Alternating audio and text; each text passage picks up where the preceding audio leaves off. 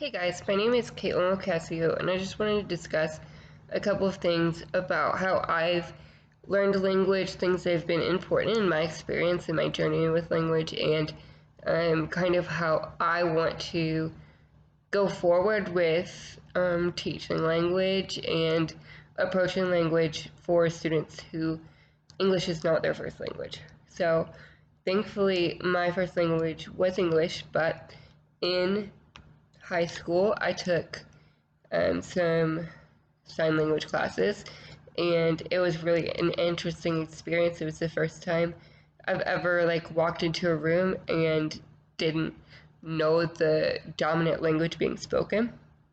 Um, One of the things that my teacher at the time did was she did a lot of immersion learning. So that means that we would go into class and she would be teaching the entire time in sign language, and we would have to respond in sign language.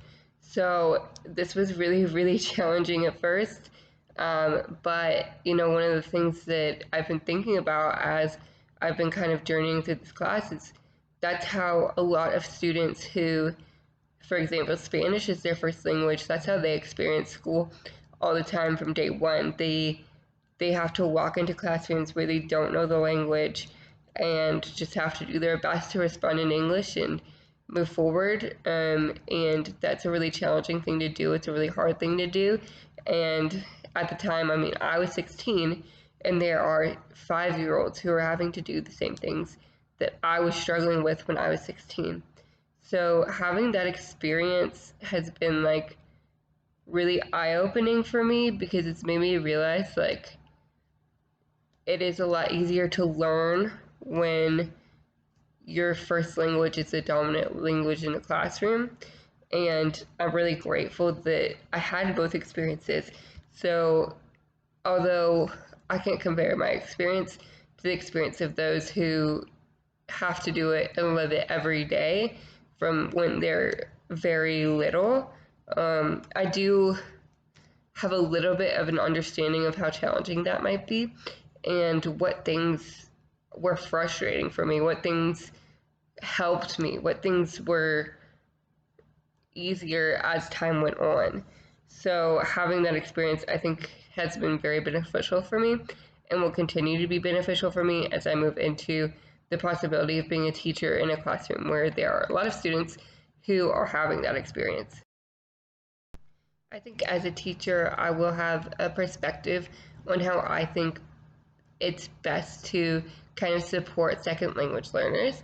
And one of the things that I plan on really focusing on is communicative competence. I think communicative competence is just the foundation of learning a new language. And if I can help students become competent with that, then I think it'll really build their confidence with some more academic vocabulary, more academic talking. So I think it's really important for students to feel a part of a community, especially with students who might have a lot of differences opposed to other students who do have that first language. I think something especially challenging for students who come into school with their first language being something other than English would be dealing with semantics and pragmatics. Semantics and pragmatics can be very confusing for these learners because they're used to very different ways of speaking and different ways of understanding words. So when I have ELLs in my classroom, I would want to be very respectful and very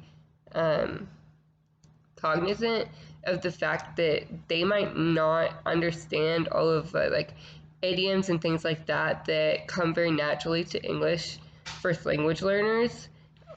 So really taking the time to break down, okay, what does this metaphor mean? What does this idiom mean?